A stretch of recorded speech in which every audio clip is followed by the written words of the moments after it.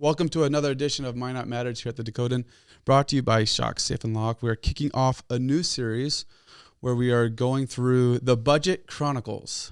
Going to be sitting down with some key players that have got the 2025 budget to where it is, and we'll get it over the finish line as well.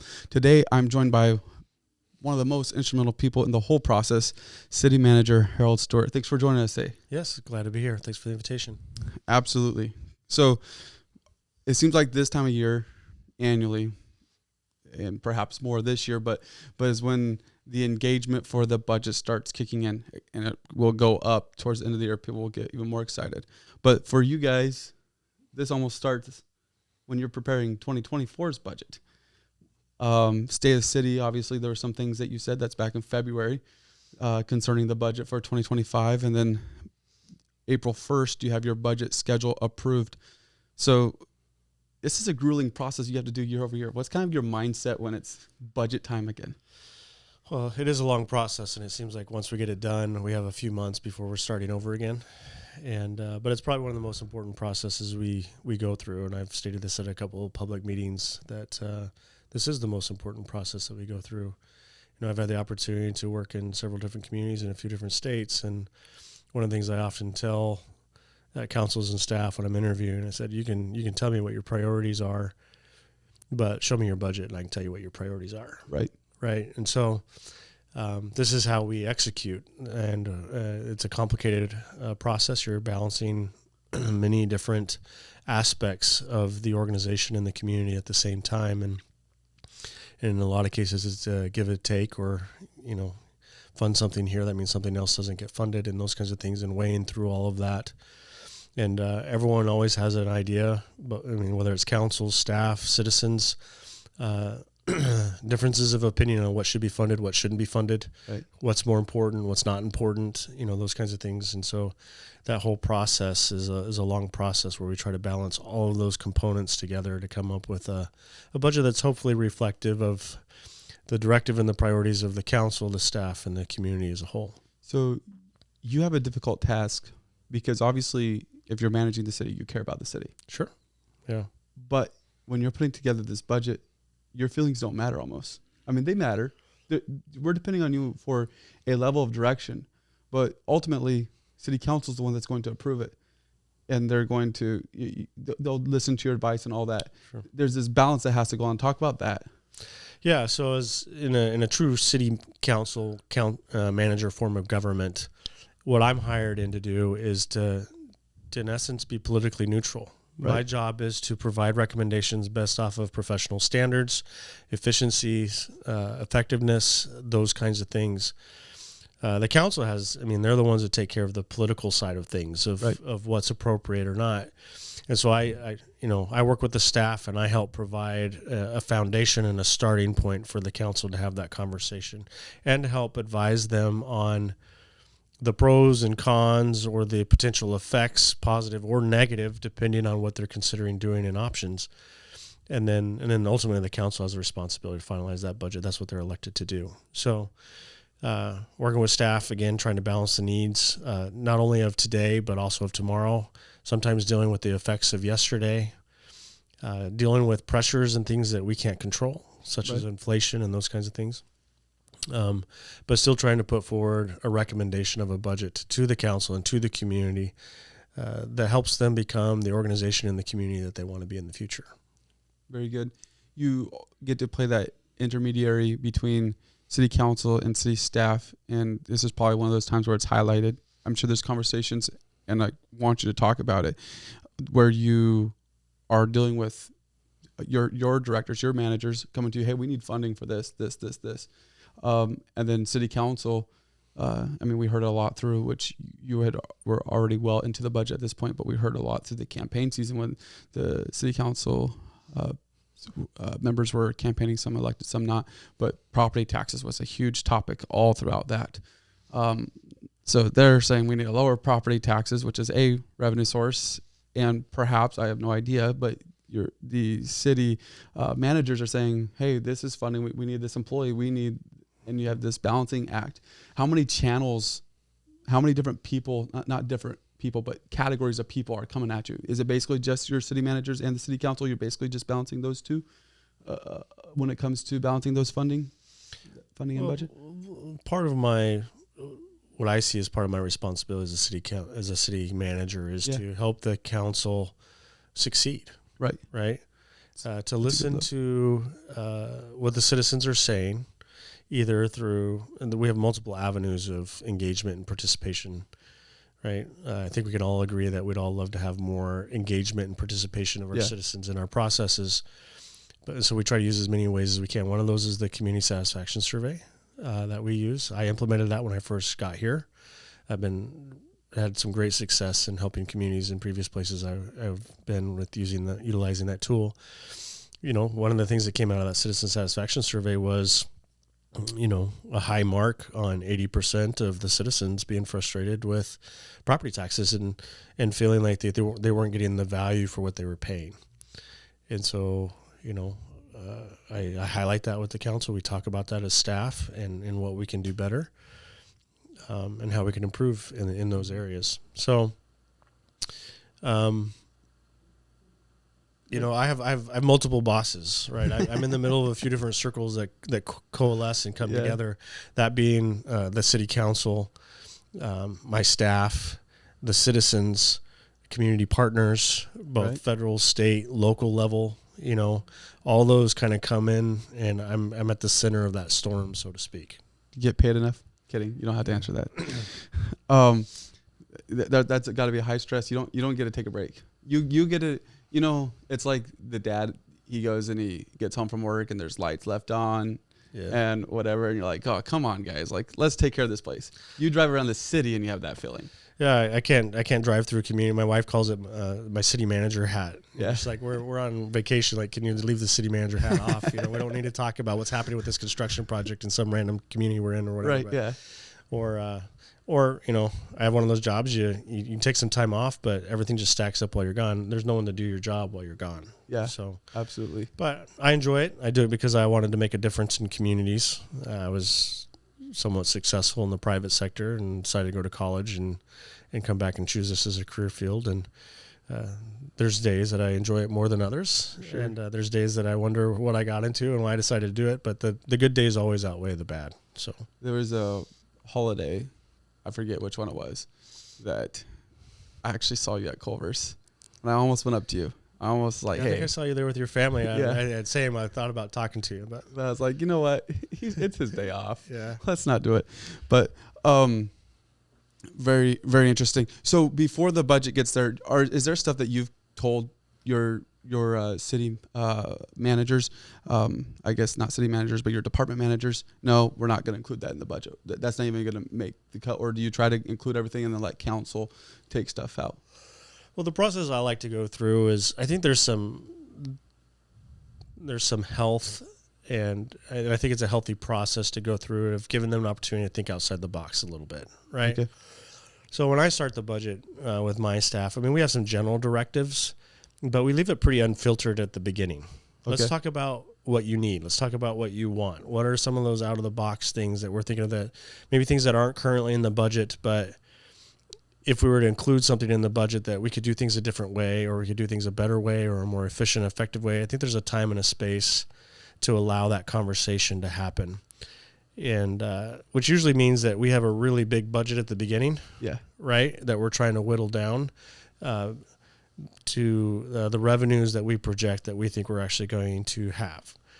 And then I prefer a team environment. There's some organizations where the city manager is pretty much standalone, like, you guys give me all your wants and everything, and then nobody really knows what happens in the budget until it gets presented to the council.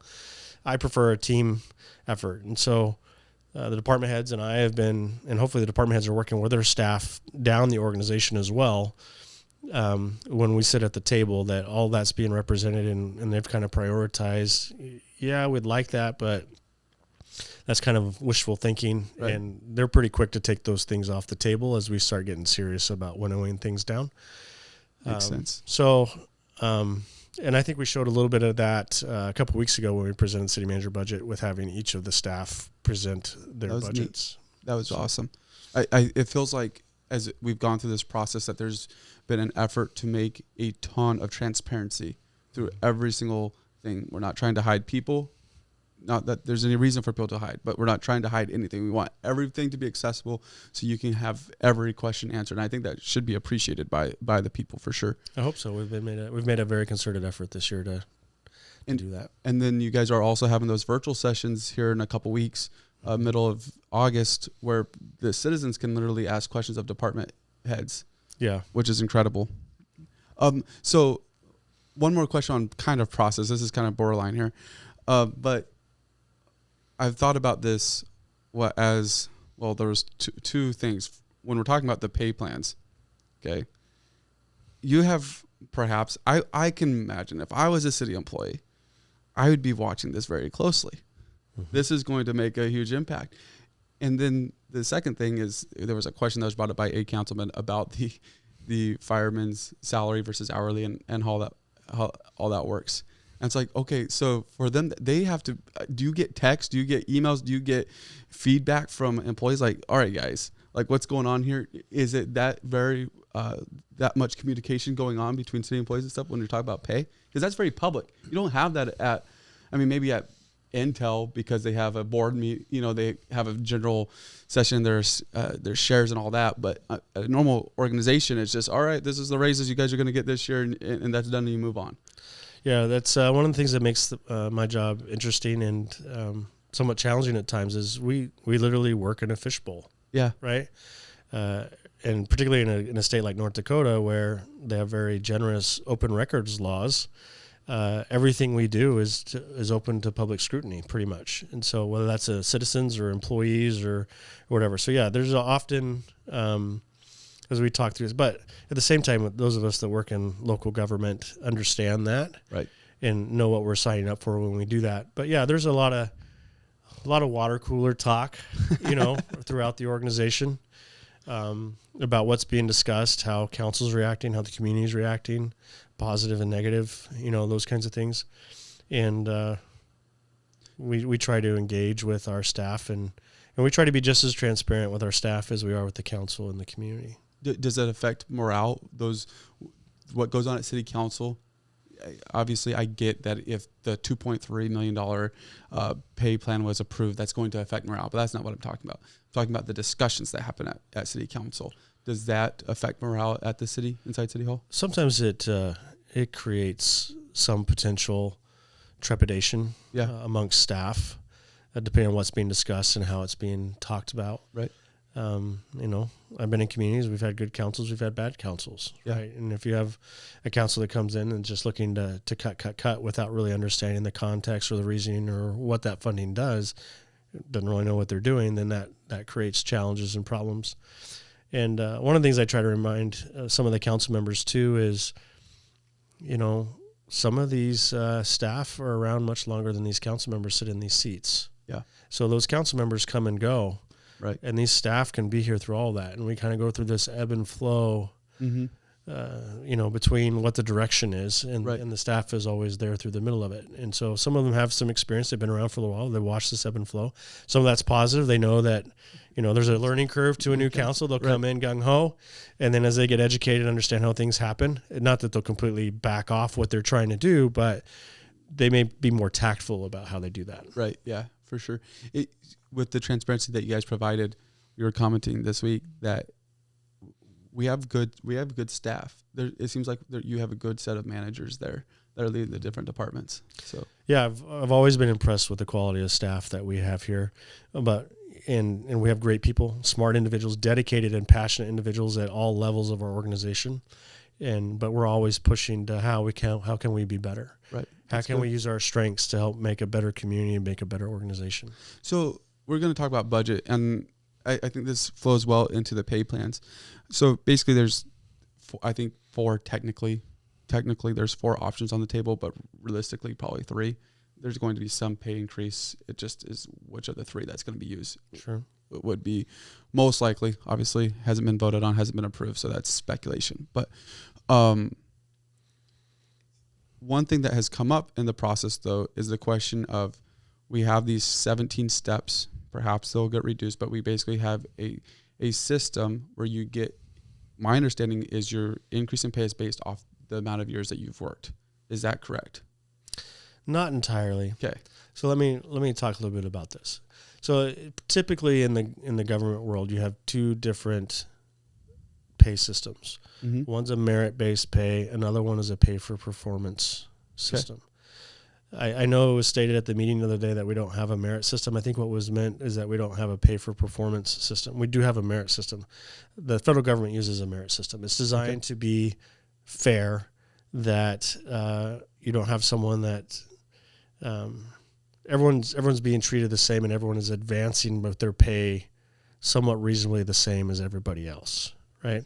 And that's where the step system comes on. So every position is established a pay range, right? Makes sense. A minimum to a maximum, right? And that's what we go out and compare market-wise, right? To see if that needs to move up or down based off of what the market's willing to pay for that.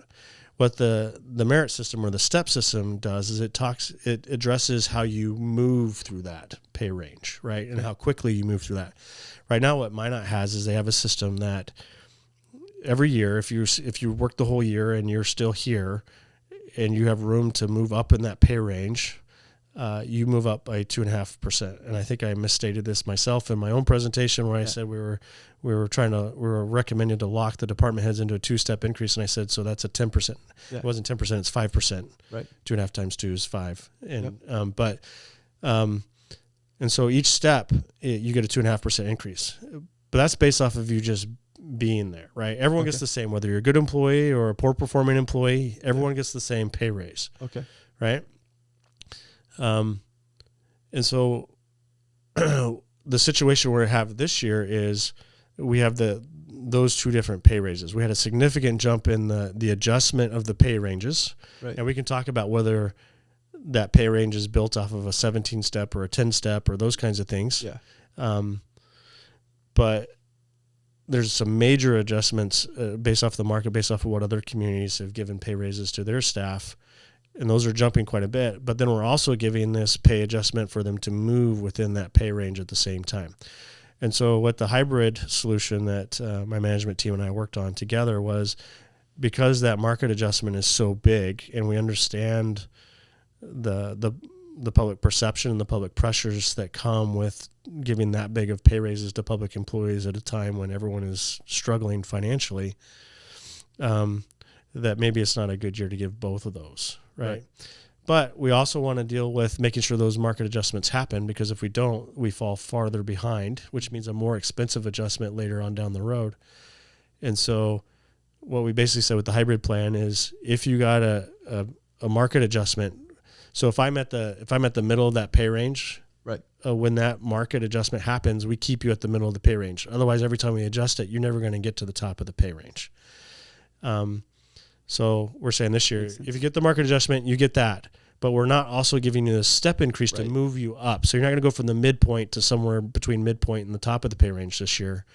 But if the study said that there is no market adjustment for you, you are going to get that step increase that moves you up in the pay range. That makes sense. And that's what we proposed on that. So it sounds like then what council may have been asking, and the question I want to ask is there a potential to ever go to a pay for performance then, perhaps, where your pay increase is not based off your longevity with the city, but is purely based off performance?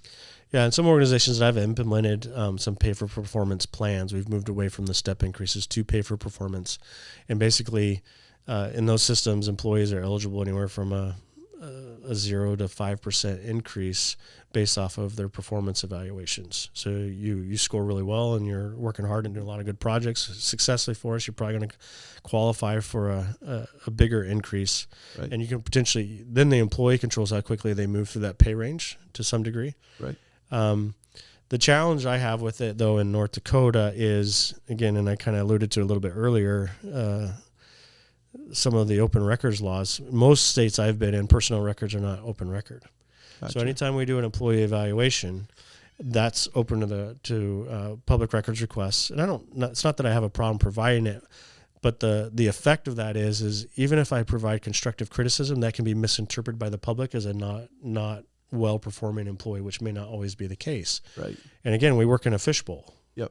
And that makes employees uncomfortable. Right. So I've been a little hesitant to try to transition to a performance-based pay system as long as North Dakota has the personnel records open to the public to the degree that they do. So with that open records, an employer that's looking at poaching someone from the city could go and make a records request and literally get the performance reviews on employees. They could. That's incredible. Or any citizen come in any day and say, right, I want every employee's personnel evaluation last year. Right. Right. And by state law, I have to provide it. That's crazy. But most states, it would be protected under confidentiality that I wouldn't have to provide that. Right. Yeah, which would make sense. Okay.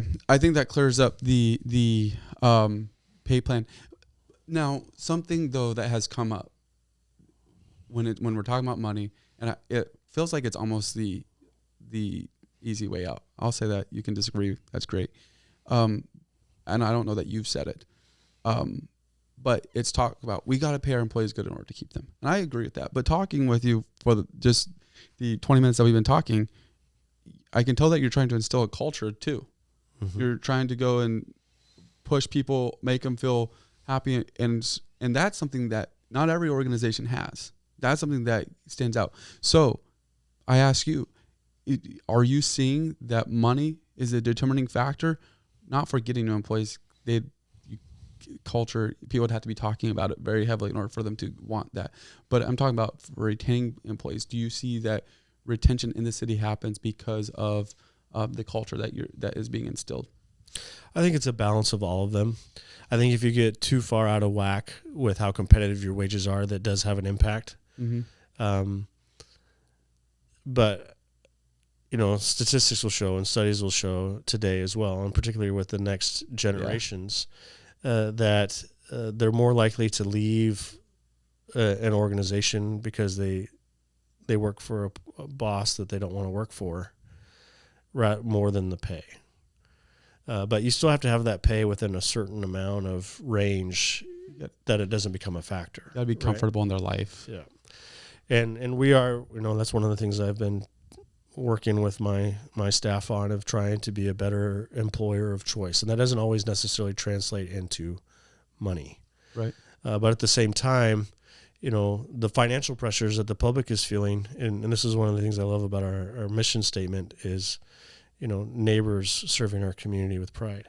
Our staff was very adamant that they wanted the public to know that we are your neighbors. We live in this community every day. We sit next to you at concerts, at sporting events with our kids, Culver's, those places, and we take pride in that, right? And so those financial pressures that you as citizenry are feeling, so are my employees that are living here as well, right? That's good. And it's my job as an employer to help make sure that they're making a good living wage that they can, it's not my job to make them rich, right? But they can take care of their needs here within our community. Absolutely. All right, switching tunes here to more to specific budget. You've mentioned when you presented the budget to the city council, you're holding true to the commitment that you made at the 2024 State of the City address of not increasing property taxes. And I think even I comment on it. Well, let's look at that, because typically when that's said is there's no increase in mill levy, and then there's still the increase in values, and so property taxes still increased, but we didn't increase the levy, kept that the same. Whereas it was a very honest deal. The request for property taxes was the exact same amount as last year. The 28 mil, a little bit over that, $28 million. So with everybody's values going up, that $20 lower per $100,000 than it was last year. Mm-hmm. All round numbers there. Why was that such a priority at the onset of the 2025 budget? You probably already alluded to it, but it's a question I wanted to have answered directly. Well, it's hard to ignore the elephant in the room that there's a significant conversation going on about property taxes across the state. Yeah. Right. Right. And I would argue that some leaders in Minot are leading that conversation Yeah. across the state, right? They are. So we're not, some of it's like reading the room, so to speak, right? Yeah. It's understanding what the pressures are. Again, going back to the community satisfaction survey, there was a lot of concern outlined in there with regards to the burden of property tax and the value they're getting for those property taxes. And so we're paying attention and we're listening to that. I also tend to follow several social media avenues as well and read some of the chatter there. And not that I necessarily agree with everything that's being said, but I understand the consistent conversations that are happening. And, we are at a point nationally with our economy that we're at a difficult economic point right now. North Dakota and Minot particularly have always weathered those probably better than the rest of the country, in my opinion, and what I've observed. But that was our commitment this year, understanding that and the discussion that's happening on that, and doing our part to be a part of the solution of trying to relieve some of that burden. And again, at the State of the Union, I did commit that we would lower property taxes, and that included absorbing what we would estimate be the increase in the assessed values, because that was one of the arguments that, we're always arguing that we're holding the levy the same, but the assessment value is going up. To be honest with you, in my opinion, and people can disagree with this if they want, the city really doesn't have a lot of control over what your assessed value is. Right. We help determine it, but we're under strict guidelines from the state on how we calculate that, that we really don't get to play around with that a whole lot. Right. There's never a directive from me to our city assessor of, all right, this year I'm going to hold the line on mill levy, but I still need revenue, so I need assessed values to go up by this much. That conversation never happens. This is one of those places where you let the process do the process and you deal with whatever the outcome is, whether those are going up or down or whatever else. But this year, we anticipated a 3% increase in assessed values based off of my conversations with the assessor and the work that they're doing. And that was my challenge to my department heads. We're not going to be able to take this 3% increase and increase our property tax revenues this year. We have a commitment. We're going to hold it to the same dollar number, and which will drive down the mill levy. And you probably saw that on the PowerPoint presentation that Dave was giving, where he had that almost teeter-totter type thing with the wedge in the middle. That's the concept that we're talking about. As assessed values go up, the mill levy I need to generate this amount of money in the middle forces a downward pressure on the other side. And that's what we worked on this year. I think it's important to note and that the city isn't even the highest charging property tax in the city. And I think that's an interesting thing. Probably not something you can comment much on, and wasn't expecting you to, but I think that's, if people want to be engaged, look at how that whole property tax bill is formed. So you held true to your commitment, which is kudos on that. How does that affect year over year, though?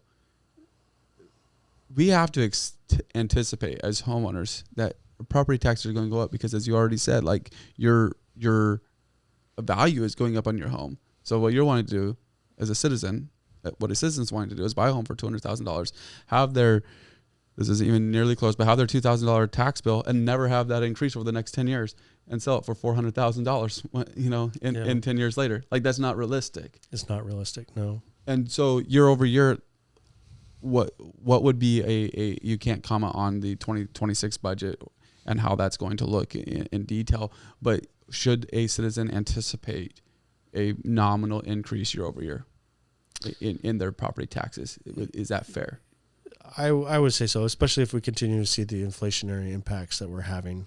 I mean, we as the city experience that too. I mean, what we pay for fuel or electricity or anything like that is going up just the same as it is for you guys. Right. And so unfortunately, most of our revenue comes in the form of taxation, right? And so if those revenues aren't going up, but my expenses are going up, that continues to tighten that up, which either means that we have to do less projects, or I have to provide less service, or I have to figure out how to do more with less with regards to employees, and that becomes difficult with each passing year. What I would like is smooth roads without the construction. and without my property taxes going up. That's my dream world that I'm looking for. So I always find it interesting. Again, based off the community survey, one of the high priorities in both surveys that we've done now is the conditions of the roads, and you can see we've taken that to heart. We've increased significantly the amount that we're investing in the streets. But then every year when we get that 3 months of construction period, everyone complains that everywhere's shut down, and now we're listening to you and we're fixing everything, but it makes it inconvenient. Right, yeah, so. Which the ebb and flow, that teeter-totter that you're talking about. Two interesting things from the budget, specifically zero-based budget approach and the multiple-year approach to the budget.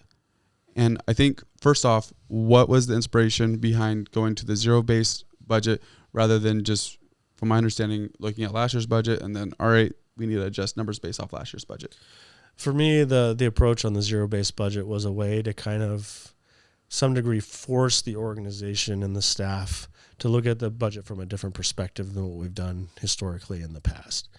So instead of coming back and looking at historical trends and those kinds of things, it's a complete reconstruction of the budget and verifying that every expense, every dollar we're asking to spend has validity and has a purpose to it versus just, well, this is what we've always spent, so this is what I need. Yeah, makes sense. Multiple-year approach. Multi-year approach. Is this the first year that you've done this? This is. Okay.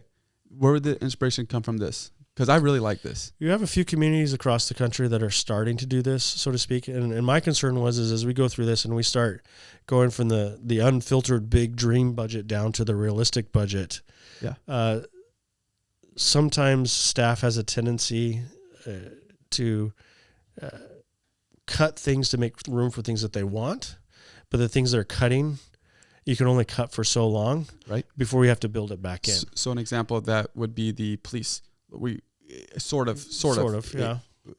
But let's say like one of the first places a lot of staff will go to as well. We'll go to less conferences. We'll cut back on training, right? Gotcha. Well, training is a part of maintaining our edge and maintaining our sharpness and making sure that we're continuing to hear new ideas that we can bring back for better efficiency. So it's not.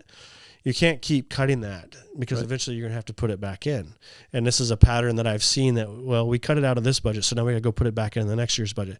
By taking that multi-year approach, that makes them have to think through that cut a little bit more to have a better balanced approach to that we're not playing the seesaw back and forth of cut this out, add this in, and then over time you kind of keep ballooning that budget because we find ways to eventually fit it all in. Right. That's really neat. So do you see that helping more in situations like that, where helping with the departments, or do you also see it playing an effect on large projects? One of them being like Legacy City Hall, getting that ready to be the new police department. Do you see a multiple year approach helping with projects like that, or with that being such a large project anyways, it was going to get the attention it needed? It's a way to make sure that we have a conversation that we know what's coming and we're already preparing to make room for those things as they come. To use an analogy, it's like playing chess, right? Mm-hmm. If all I'm ever thinking about is my next move, it's hard to win the game, especially if I'm playing against someone that's thinking 5 or 6 moves ahead. Yeah. And so the multi-year budget is an effort to try and think more moves ahead that we can make the decisions today that position us better for future budgets as well. Yeah. When you mentioned you're rolling that up, personally, I was excited about that. I think that's going to have a lot of good things from my naive mind on the city. But all right, one of the budget items, we kind of talked about the pay plan already. But another one was the Legacy City Hall that I just referenced. And obviously it received no funds. That was pointed out last budget. I believe it received right around $500,000. How is that going to eventually get worked into the budget? Like I understand city council, that's almost city council's job is to figure out, but does for the police department, all that, are there potential grants that are going to be able to be pursued like we were able to experience with the city hall itself? Or is this something where eventually we're going to have to get money, either generate money or set aside money for this? So, again, as we talked about in response to one of Alderman Samuelson's questions at the budget question and answer, he asked kind of the same question. And from a staff perspective, what we're thinking about was before we try to start making room, how much room do we need to make? And we have some decisions we have to make before that, right? Are we going to renovate the current one Yep. and make that continue use, or are we going to build a new one? There's different price structures for those. And until we decide that, it's kind of hard for staff to focus on how we're going to pay for that. As far as finding grant funding to pay for it, I find that highly unlikely. I'm not aware of very many grant programs that will pay for building a new police station. Yep. I think Minot was unfortunate. One of the silver linings, I guess, to the 2011 flood was all of the federal funding that came in. Mm-hmm. And one correction I would make to the meeting statements the other night was, the funding wasn't to move City Hall. The funding was to move the dispatch. Okay. And then somewhere along the line, and this was before I got here, the community or the council and staff at that time made the decision that moving City Hall with the dispatch was the best decision versus moving the police station with the dispatch. Gotcha. Personally, I hesitate to throw previous councils or administrations under the bus because I don't know what everything they were looking at when they were making those decisions. But in my opinion, hindsight 2020, I would have preferred to have moved the police station with the dispatch and remodeled the legacy City Hall as a new City Hall, because I think that would have been easier and more cost effective than moving the police station. But at the end of the day, as a city manager, this is some of the things. Sometimes you come in, you're tending or sowing the seeds that have already been planted, and then you're planting seeds that you may never see come to full fruition either. Well, we hope you do. Well, I'm hoping to. I'd like to retire here. So, but that was one that was already started. Those decisions had already been played in motion. My job was to execute and complete to the best that I could. That makes sense. Yeah, that's got to be some of the difficult things when there's need for that continuity over the large period. You mentioned federal dollars. It's a question that I have. Let's talk about it.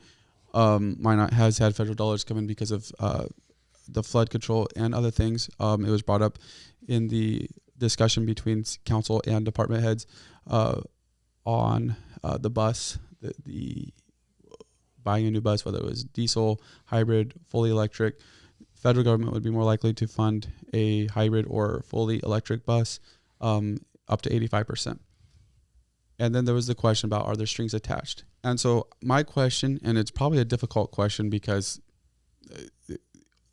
there's probably just a lot of intricacies to it, but does Minot get a lot of federal dollars that there are major strings attached to beyond you got to go do what you said you were going to do, essentially?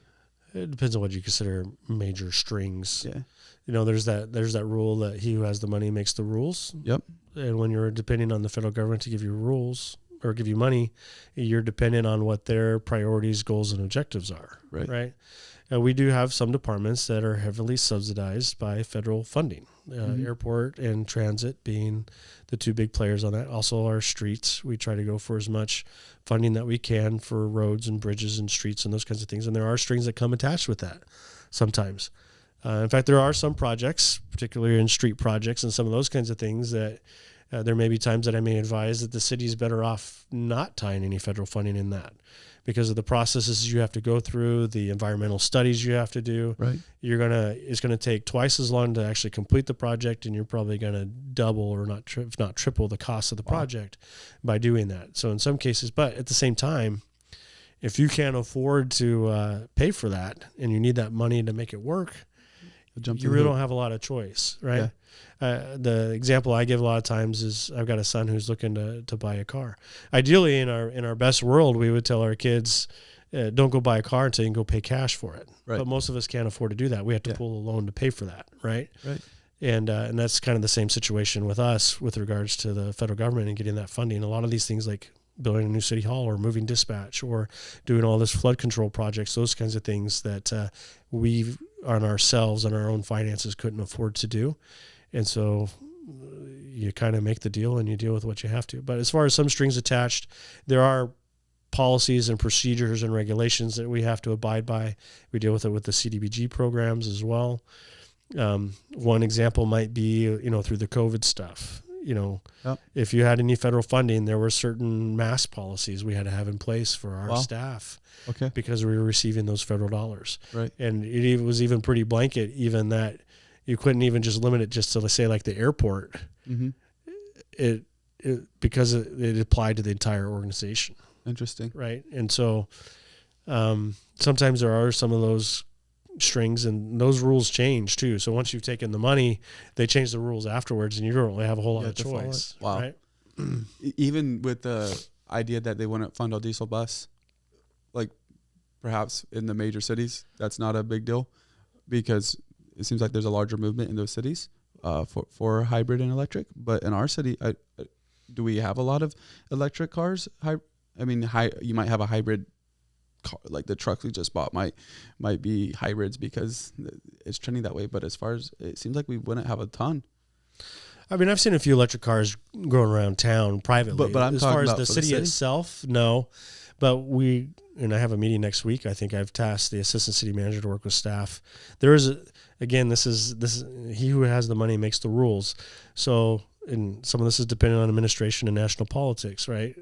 So one of the priorities under the Biden administration, it was same under Obama's administration, was to reduce our carbon footprint. Right. And one of the ways they do that is through this funding through transportation, of trying to transition us from the gas-powered vehicles to the hybrids or the electrics. So they disincentivize the old models that they're trying to get rid of, and they subsidize the models that they want you to transition to, which was reflected in Brian Harinka's response the other night of, it's easier to get money for a hybrid bus or an electric bus right now than it is a gas-powered bus. Yeah. Because that's the priority of the federal government. That's what they're pushing us to. That's interesting. So bottom line, probably not a ton of strings attached, but they do come up, like you mentioned, the mass policy, and then pushing what you can actually invest into. Let's talk about the 28, and this makes a really good headline on it, on a newspaper or on a digital article. The city manager proposes $28 million increase in the budget. That'll get some views. Sure. I'm sure it will. Yeah. And it's not inaccurate. It's true. It's true. But when you look into it, it might not be as bad as it sounds. Sure. As we go through that, almost like 23 million, 24 million of that are projects, if I remember correctly. And all that money is either grant money or reserves. Is that essentially correct? Yeah. Minot is, and we've been doing this for such a long time. I think we've had some fatigue about continuing to talk about it. And we have two major financial commitments right now with NAS and flood control. Yep. Right. And, we got kind of the point that we've talked about it and dealt with it so much that we kind of forget about it now, right? We're ready to move on to the next thing, but we're still working on it. We're still in the middle of it. So, a big one. We proposed adding 12 new positions to staff the biota plant to operate that down in Max. I mean that's wages and benefits and all kinds of costs. Now, fortunately, on the back end, that will be funded federally or state wise.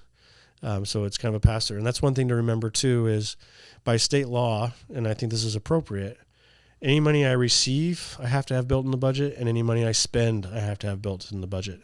Yep. And even if I receive this money 2 years ago, if I'm going to expend it this next year, I have to budget that expense for transparency purposes, so the public knows that we're spending that money. Mm-hmm. And that's what I think you're seeing reflected in here, particularly with the NAS and the biota plant and the flood control is. We have some big phases that we're coming up on that we're going to have to start paying money out on. Fortunately, we do have money in reserves to pay for a lot of that. It was crazy to see the number 40 million being spent out of reserves, because that doesn't seem like a balanced budget. Sure. But that money, from my understanding and from looking through the budget, was mostly money that was intended to be spent. Mm-hmm. So I think, and that's a point I tried to make the other night too. And this is one area that I think Minot has done phenomenally well, probably better than most communities throughout the country, is putting that money aside and preparing for these projects in advance. Because again, like I said the other night, most communities I've been in before or observed couldn't handle to take on both of these projects at the same time. Either one of those would be financially crippling to try to do alone, let alone doing both of them at the same time. But Minot has been very smart and intelligent on forecasting that and foreseeing that and planning for that. And now we'll be able to do that without having to bond it, without having to pay the interest rates, and having that money on hand to be able to do that. Yeah, that's awesome. Do you ever flinch? And I'll use this as an example, but I'm not talking about this specifically. It's just a recent deal. So City Council approves to buy that Kemper addition, right? And it's $920,000. Could be government or state government could pay for up to 75% of it, essentially. So that's $300,000 right in there. Do you ever? And I'm again not talking about that specifically. That will be taken care of over the next few months. But as you have sat there observing these things, do you flinch when City Council approves to spend money on something, and you're like, man, I really wish that would have been spent somewhere else? Or is it by the time it gets there, you've already signed off on it for the department head where you're like, yeah, that's fine. You can bring that up.